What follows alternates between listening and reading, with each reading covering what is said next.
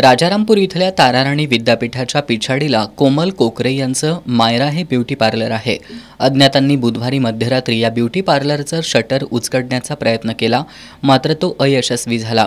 त्यानंतर शेजारी असणाऱ्या सुनील मोरे यांच्या गंधार ऑप्टिशियनचं कुलूप तोडून अज्ञातांनी दुकानात प्रवेश केला। दुकानातील ड्रॉवरमध्ये असणारी 35,000 रुपयांची रक्कम चोरट्यांनी लंपास केली। यानंतर शेजारी विनायक कुलकर्णी यांच्या आनंद मेडिकल स्टोअरचं शटर उचकटण्याचाही प्रयत्न केला, मात्र चोरटे त्यात अयशस्वी झाले।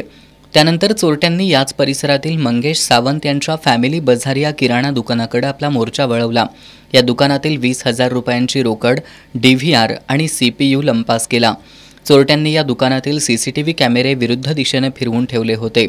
यानंतर सूरज कोपारडे यांच्या दारात लावलेली 60,000 रुपये किमतीची दुचाकी लॉक तोडून चोरून नेली आहे।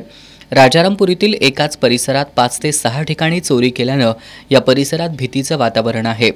या प्रकरणी सुनील मोरे, मंगेश सावंत आणि सूरज कोपारडे यांनी दिलेल्या फिर्यादीवरून अज्ञाताविरोधात राजारामपुरी पोलिसात गुन्हा दाखल करण्यात आलाय।